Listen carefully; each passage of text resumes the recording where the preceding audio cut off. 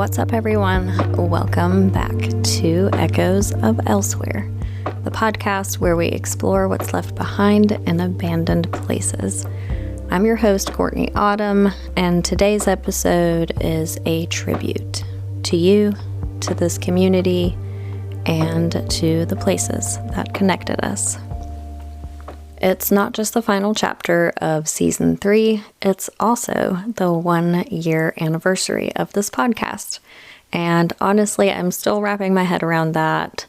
What started as an idea, a little echo in the dark corner of abandoned places, has grown into a community, a conversation, and a shared heartbeat across cities, ruins, rooftops, factories, houses, tunnels, and memories. And the wildest part, when I launched this podcast, my hope was to reach even a few dozen like-minded explorers, people who understood the strange, familiar feeling when we step into a place that's filled with peeling paint and faded signage and silent rooms that still somehow speak. But today, there aren't just dozens of you, there are hundreds of you here, listening, sharing, supporting, exploring, and saying that out loud feels absolutely surreal.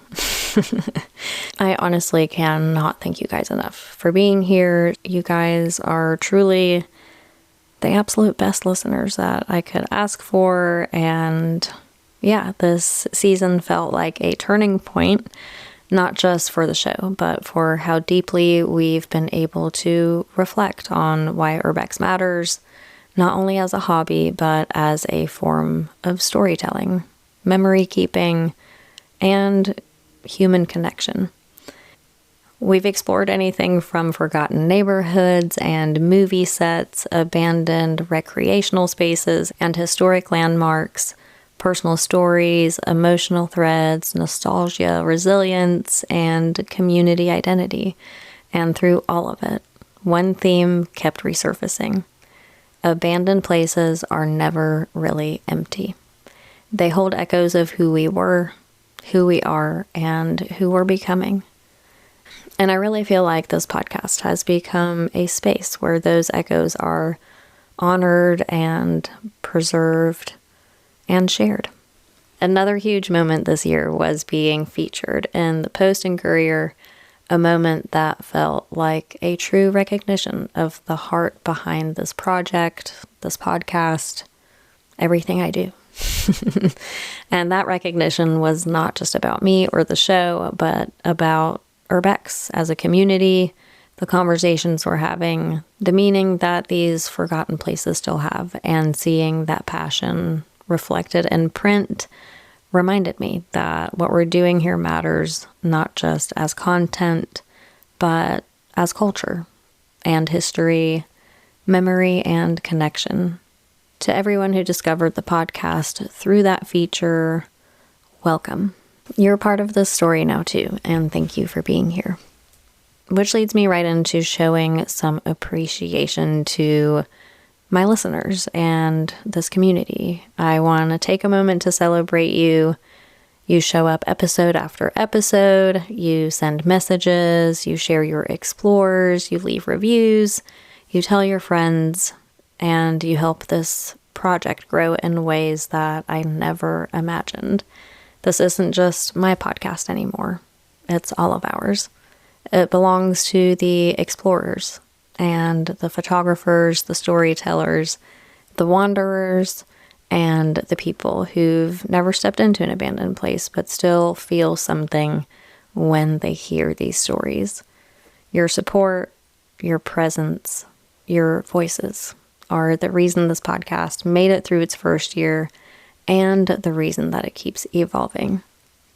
And before we look ahead, I want to take a moment to look back. So I have pulled together some of my favorite echoes from the interviews and stories that helped define this journey so far. Let's revisit a few of them. Especially in southern Alabama, like they are for sure sitting on the porch with some fucking tea, waiting for some shit to go down.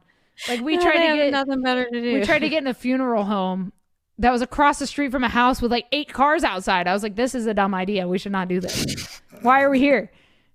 We tried to get into one house that was kind of falling apart, and we had to go through the woods. And it was like late fall, so the leaves are crunchy. So we were not. Oh no, there's no being The neighbors' discreet. dogs were walking with us through the woods. And then we finally like crest the side of the building to get into the house. And we hear from the other street, y'all better get out of that house. And we're like, motherfucker, this man's going to shoot us. It's like, y'all better get out of that house now. We're like, God damn it. Damn, that sucks out. I think it's just the way you do it, you know. It just has the certain feel to it. You know when you're looking at something that Backroads to Abandon put up. I appreciate that. And listen, mine's not the best. I look at other people's and I think, wow, I love that capture. I love the way and that's my love for it. I want to see that. Me too. You know? And I tell you, there's this one guy, Jason Baker. Oh my gosh. He's my guilty pleasure. Jason, if you're out there, if you listen to this, please come and explore with me. Me too. We'll go together. Yes. It's a 3-way. So cool. I want to go somewhere with you. I'll take you to my special places. I totally agree. I'm so obsessed with him. But I'll tell you a story. So one of my videos was from a couple weeks ago on a pretty famous actually it was a little while. It was probably more like a month or two ago on a pretty famous mental institution called Fernald State School. And that's out near Boston. And I had filmed it like 2 or 3 months ago and posted it a couple weeks after that. And it was awesome. And then I went back about a month ago. And I went with my friend, 3 of my friends, and we just walked right in through the front, thinking it was going to be fine. And I was so confident, like, guys, like, I did this before, like, it's going to be totally fine. We weren't filming or anything. And 10 seconds later, there was 2 cop cars just pulled up right behind us. And they were just like, all right, here's what's going to happen. Yeah, they were just like, here's what's going to happen. You're going to give us your real names or you're going to go to jail. And we were like, all right. And it was kind of scary. It was a little scary. Oh man, they meant business right away. Yeah. How did they know you were there? Did they see you roll up or something? No, I think someone probably called because we kind of went in the front way. But I had done that before and heard of people just doing it the same way, and it was totally fine. So I don't know. I mean, I let my guard down a little bit, but like, that's what I'm saying. It's just like anything can kind of happen at any time, especially if you let your guard down a little bit. Here she comes, like, gosh. Yeah, it makes me smile just thinking about it. I love it. I love this. She really is like you're so cute. I imagined you to be this like I don't really even know what to call it. I think just more of like a very stoic and more serious and reserved and all of that. I don't know. I just pictured you totally differently, or like your personality, and I love that you're basically just this ginormous teddy bear that's like, yeah, I'm a badass urbexer, but like otherwise, don't even look at me wrong because I'm gonna cry. Yeah, exactly. That's literally how it is. Like I've done some crazy stuff, some very risky stuff. But then you're like so fearless in some regard. But then, like behind closed doors, I'm pretty emotional. Always work out. Sometimes forgiveness over permission, I guess. Do you prefer to go if you have permission, kind of thing? Like permission's cool and all, but sometimes I hate people watching me take photos or stand. Oh, I didn't even think about that. Does that happen often? If you ask for permission, they go with you? Yeah, like I had one lady. Pretty much let me only stand in like a certain spot and take photos. And it was just like such nerve-wracking, and I was like, this is ridiculous. Because she was afraid if I walked out across something that I would die. So I was like, look. You're like, I'm willing to risk it for the biscuit I was lady. like, I will sign anything right now if you let me walk to the other side of the building. But she just made me stand like in one area and shoot this whole place, and I just wasn't really with it. So, Oh no, um, that yeah, sucks. I just wasn't. You're like, So, this is not what I meant when I asked yeah. for And permission. of course, it goes all different ways. I've had people like show me through and let me shoot whatever and take my time. I had people tell me they're on a time budget and to hurry up, and I'm just trying to get as much as I can, Mm-hmm. So it just kind of, so like, yeah, forgiveness over permission, I guess. We had an experience at a prison, which happened to be right next door to like New Orleans main police headquarters. But we didn't run into any cops. We ran into a couple of guys that chased us out because we found their bicycle chop shop inside.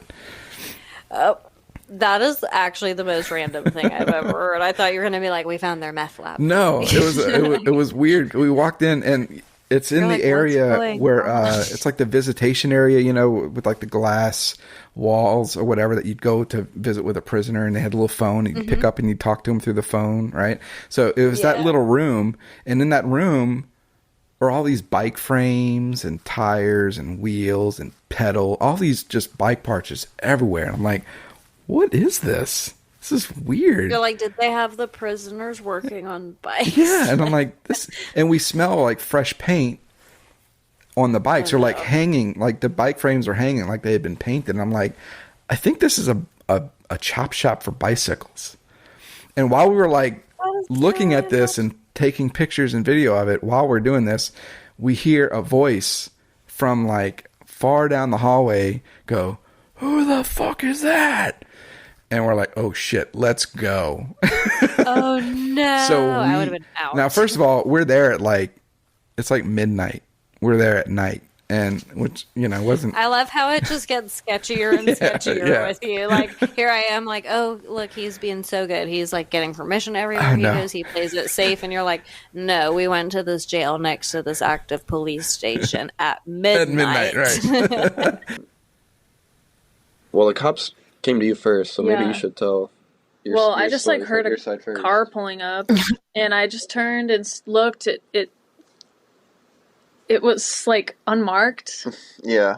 And so I was like, Undercover. oh, like someone's just driving up here. I just totally didn't even occur to me that it could have been the cops. Yeah. And they were just like, what are you doing? And I was like, oh, I'm just taking pictures. Like, they had got out of the car at that point. I saw they were cops, and I was like, well, I'm obviously not going to run. That just makes things way worse. Like, plus my husband and his brother were there, so I was like, this doesn't make sense. Yeah. And they asked if anyone else was with me, and I was like, yeah, 2 people. They're inside there, and they were just telling me, like, don't move, don't go anywhere. And I was like, I'm just standing right here. Did they point their gun at you? No. They were, like, fairly chill. But, yeah, then... Me and my brother were, like, inside exploring. I don't know how we didn't hear the cars. It was pretty quiet. But we were inside, so I didn't know anything was going on. And I just, like, looking through doors, and this one goes out, so I, like, open it just to see where it goes. And I see 2 cop cars parked there. I'm like, fuck, like, we're fucked. And I went and told my brother, like, hey, the cops are here. And we just went outside and talked to them. They were super chill. They didn't give us a ticket or nothing. They just, they said they're up there a lot, like, which surprised multiple us. Times a day. Multiple times a day, which I don't understand. They like I guess the owner like watches the cameras like religiously, and as soon as she sees movement, she calls the cops, and they go up there like 3 times a day. Which at what point is like if I was like a cop, I would be so I would be so annoyed. And that's easy to forget along the way. So most definitely. I hear you 100%. Have you ever been in trouble or gotten arrested or anything like that? No, but I've had my fair share with the police, talking to them, with Popo talking to them, or playing hide and seek with them in an abando. Ooh, that's always fun. Have you had to camp out to hide from the cops for a while? In the ceiling. In the ceiling? Oh my God. We were exploring this abandoned hospital, and, we're just going, having a good time. And then all we hear is cops rolling up. We heard a car. It was a state trooper. And he starts yelling. He's like, hey, we're going to send in the K9. We're going to send in the K9. You know, stuff like this. And we're all like, what the fuck do we do? What the fuck do we do? And one of the guys is like, well, hey, we can play hide and seek, go up to the ceiling, or just move floor to floor. So we played floor to floor. We heard them go up a floor, and then we go down a floor. We heard them go down a floor. We go up to 3 floors. And then we got to the point like, all right, we just need to hunker down. And so we went up to a ceiling. We went into one of the patient's rooms and just said, fuck it, we'll go up to the ceiling. We just chilled there for a good 6 hours, just waiting for them to like leave. Oh my God. I love going with Lacey because she's hardcore. Like, she's absolutely hardcore. Like, she will do all of those things. She likes She's probably a lot challenging. Like you. Yeah. Oh, absolutely. She's not scared of anything. Like, when we did Six Flags New Orleans, we pre-dawned that, and we're walking up, and you park in a neighborhood that is not the greatest neighborhood in the world. We're walking up, and a car drives by and starts firing off shots. And what? We're like, oh shit. So we hit the ground like in an irrigation ditch, and they kept going, but then they turned around and came back, and they started shooting again. What? And I was like, we're about to die. We've got to get somewhere. And I look over, and she's got her phone recording. Like, are you seriously recording this? Like, okay, Anderson Cooper. Like, that's amazing, but still. But the car left, and it didn't go back by, and we finally got up, and we went into Six Flags. The publisher that picked it up, they do a barbecue every year for their authors down in Pennsylvania. Oh, wow. That's nice. So I was able to meet, at that time, there was a bit of a delay in Vanishing New York getting published because of the supply chain issues associated with the pandemic. COVID. Yeah. And at that point, I was starting to schedule like book talks and whatnot here on Long Island. So I was getting like a little, like nervous about that. Like, am I going to have the books in time? So they had a wonderful production manager over at the publisher that was sort of, just helping me, be up to date with everything and sort of pulling all the strings and whatnot. So I met him at the barbecue, and I got a picture with him, and I was like, Bob, thank you so much for just for working with me and dealing with all my incessant calls and whatnot. Oh, my anxiety. Yeah. So, and this was I think like September of 2022. I'm driving back home to Long Island, and I stop briefly. I get an email from him. And he's like, hey, John, it was nice meeting you. By the way, I just wanted to know, is your grandfather, is his name Tony? And I said, and I'm like, I'm reading this. So I'm like, how would you know that? Like, and he's like, if so, I think I'm related to you. And I'm like, what? No, I'm reading this, and I'm trying to process this I'm reading the email, and I'm trying to process this in my mind. So he's like, yeah, if that's your grandfather's name, then I remember him and I have fond memories of him. My wife is actually your mom's cousin. And I was just like, I'm sitting there and I'm reading this. So naturally, like the first thing I do is like, I call my mom and I'm like, hey, do you have a cousin, so-and-so? And she's like, yeah, I was just with her like a few weeks ago. We had to go do like a family funeral or something. And I'm like, okay, well, her husband's the reason why I have like, this book. Part. Yeah. And that was just a wild connection. That is wild. Yeah. Oh my gosh. That's a real full circle moment. That's a full circle moment. Yeah. I'm trying to think like, what was the dumbest thing we've done? Yeah, I don't really know either, honestly. There's been a lot of dumb things. That's true too. There's been a few.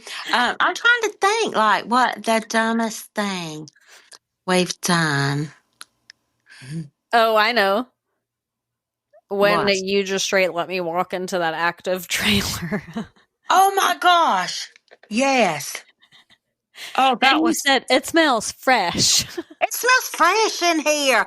And your face when you turned around, you were like mouthing, there's somebody in here. The lights blinking. on the stove. And I was like, oh, snap. Yep. I walked almost full on into that kitchen. It was, I mean, completely occupied. Yeah, that was lived in. That was, I walked yeah. into someone's home. Yes, walked straight up in somebody's house. They could have been there. We don't know. So, who's more likely to spot the no trespassing sign? Me. 100%. I'm like, oh, no trespassing. We gotta go. And I'm like, trespassing, schmess-passing. Yeah, no. Who's more likely to trip over something? Me. That might be a toss-up. Well, maybe. No, you are like a bull in a china shop. It's me. It's me. Who's the first to suggest leaving? You. You think? Well, yeah, I guess so. Yes, that's when happened twice. Yeah, if you get a weird feeling about something, and we've been somewhere, and you're like, we gotta go. I think we should go. And I'm like, all right, let's go. Yeah, that has happened twice. Yeah. And I don't question that shit. I just say, okay, let's get in the car and get the hell out of here. Who's more likely to do something stupid?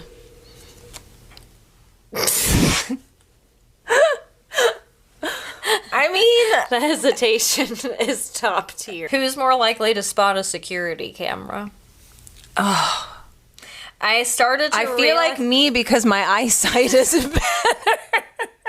Literally me. I can see. I literally was just about to say before you said that I was writing these down. And I was like, I don't know why. You knew the answer. I shouldn't put questions about spotting anything on these because it's always going to be the other person because my eyesight is like, no, it's like in the negative.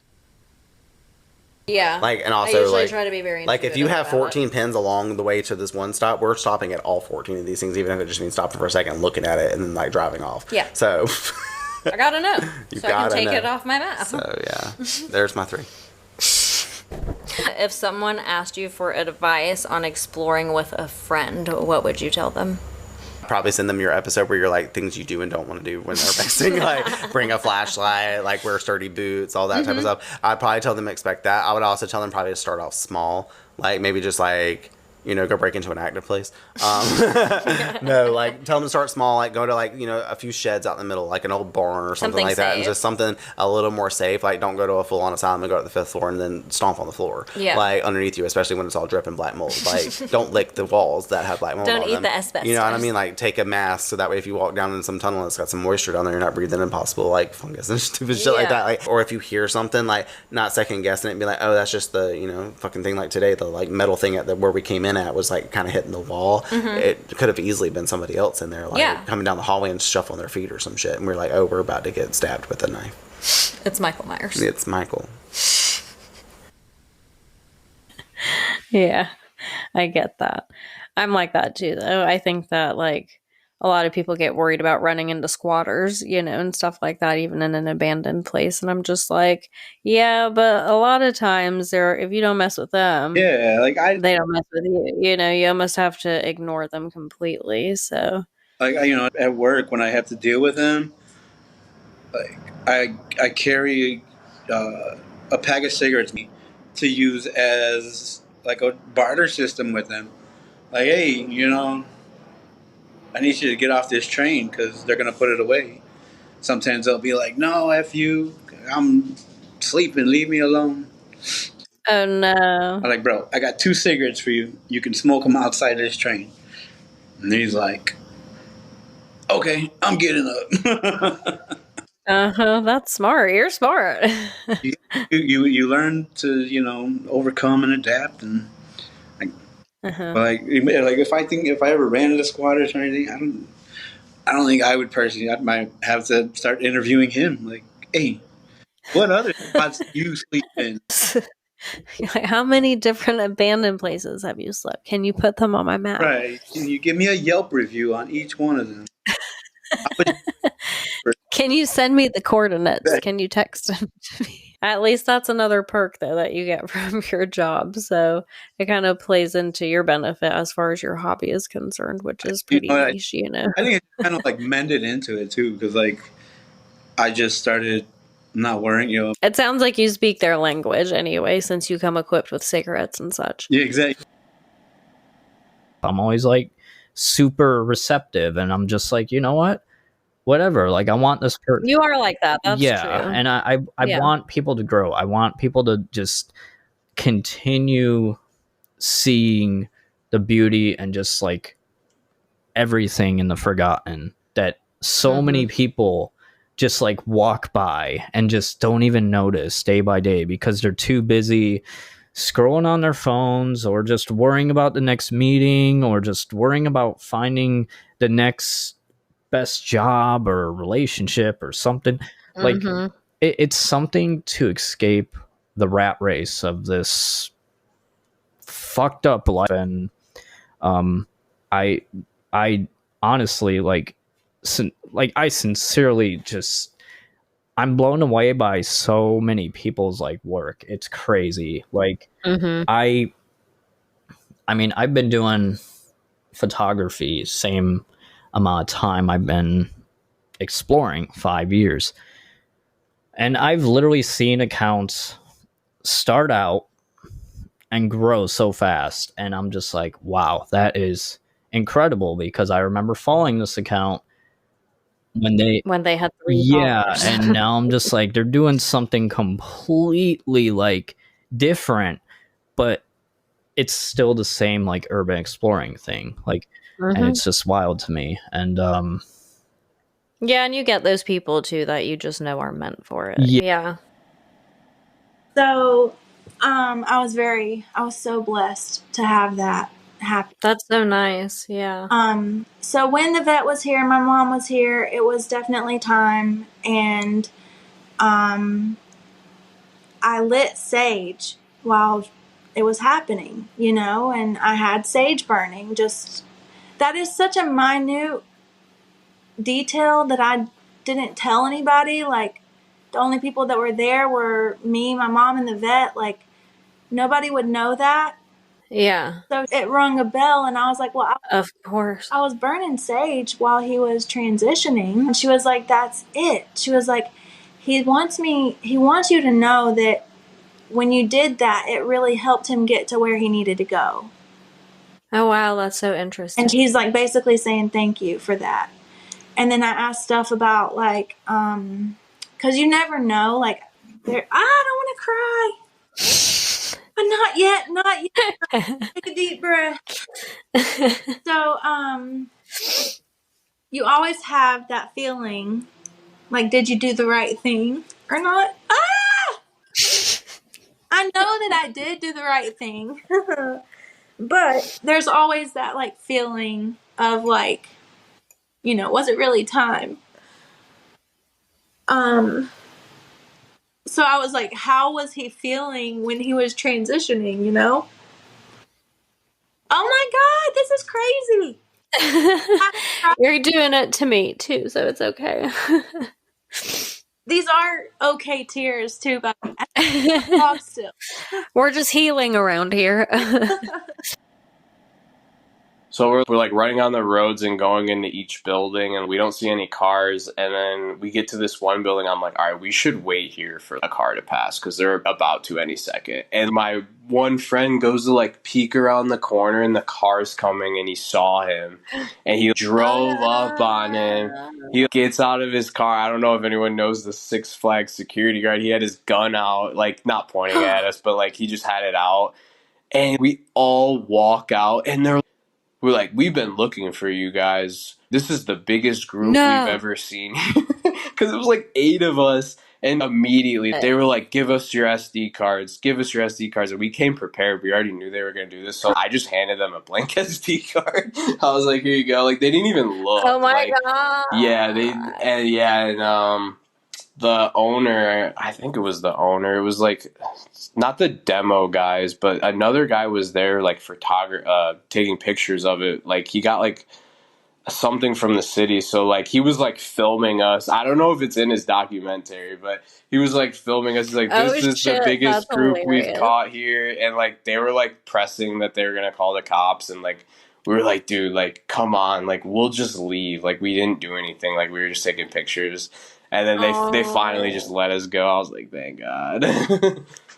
Holy crap. Yeah. Oh my God, that would scare the shit out of me. Yeah, that one. That's so funny, though. That was honestly probably one of my funnest ones, like running around from security, because everyone told me, like, if you get caught, they'll just let you go. So I was nervous, but, like, not nervous, because I was like, if we get caught, they'll just tell us to leave. Yeah, you kind of knew that already. Yeah. That's so funny, though. I wonder how long they were aware of you guys before They they said they actually had catching you. they said they had trail cams, and they saw us like right when we walked in the morning. And then, What like, the hell? yeah, we thought they were there all night, but they only come when the sun rises. So they were like, we've been looking for you guys since like in the AM, like sunrise. Yeah, since sunrise, and it had already been like 2 hours after that. So we were like, that's the title of this podcast.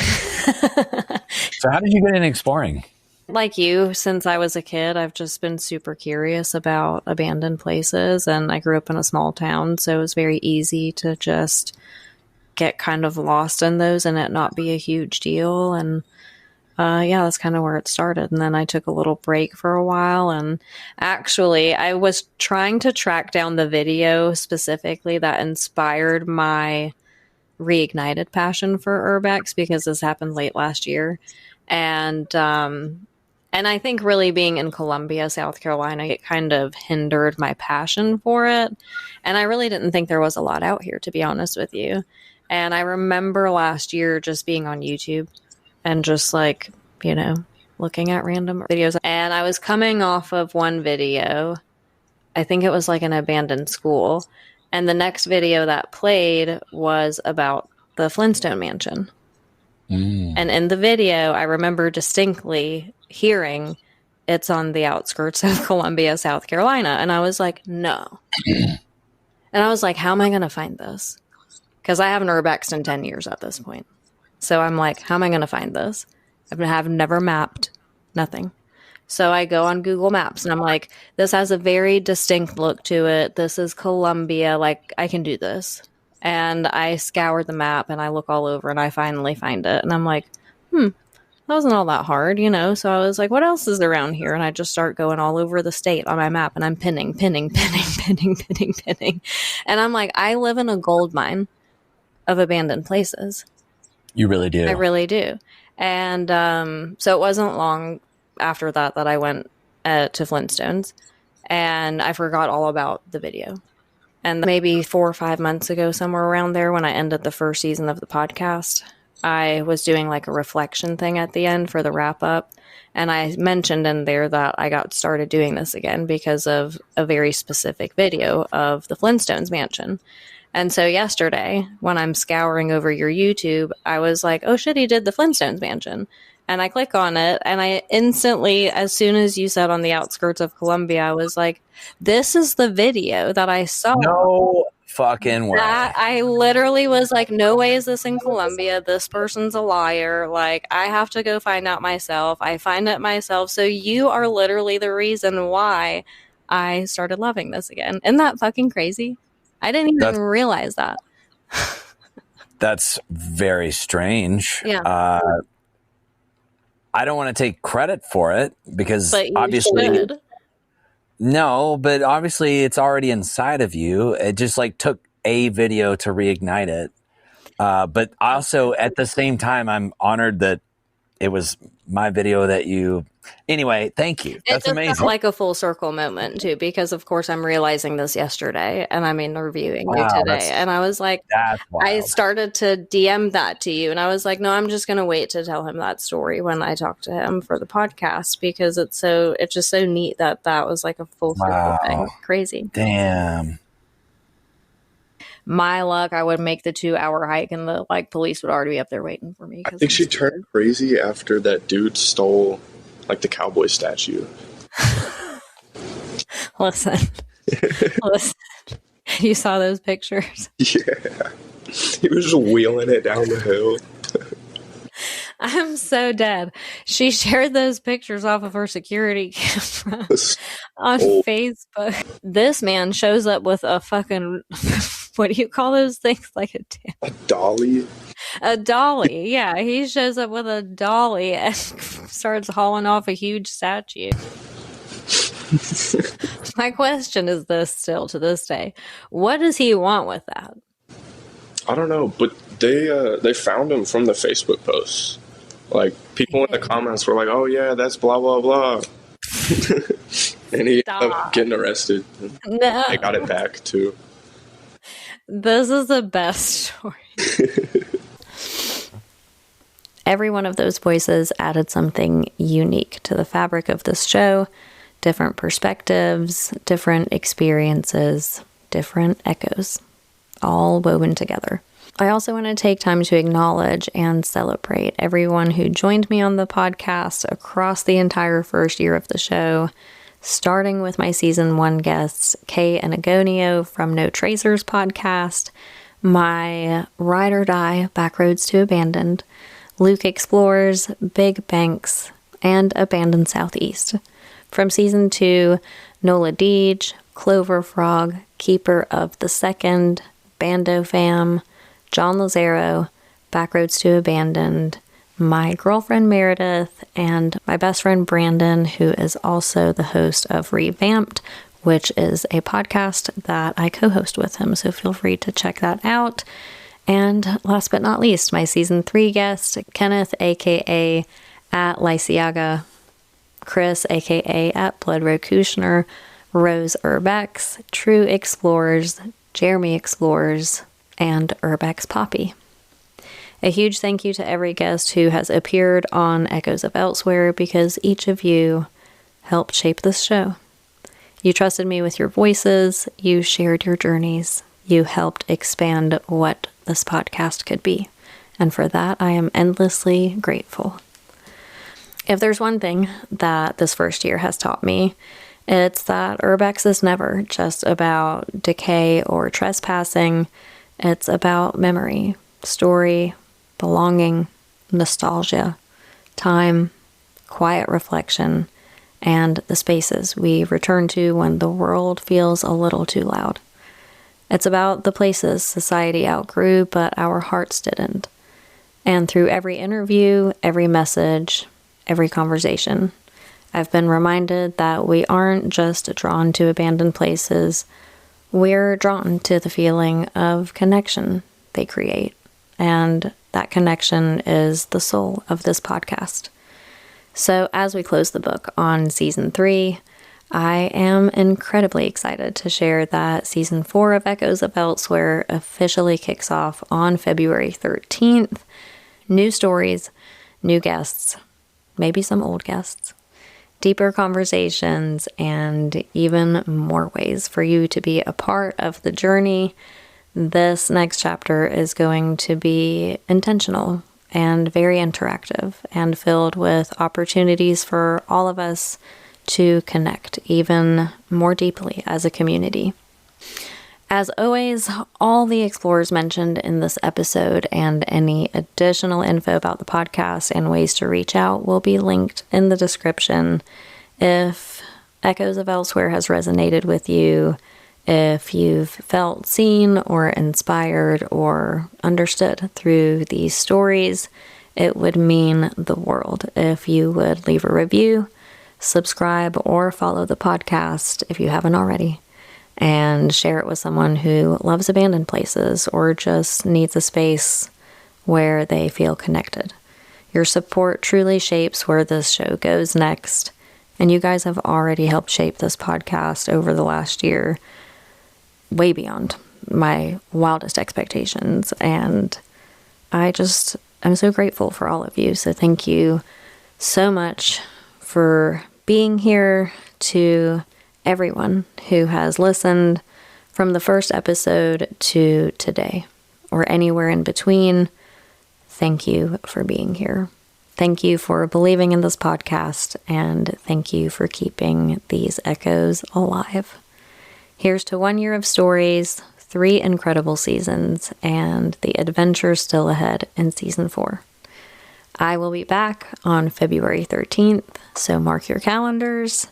And until then, keep exploring the allure in the abandoned, the beauty of decay, and the echoes of elsewhere.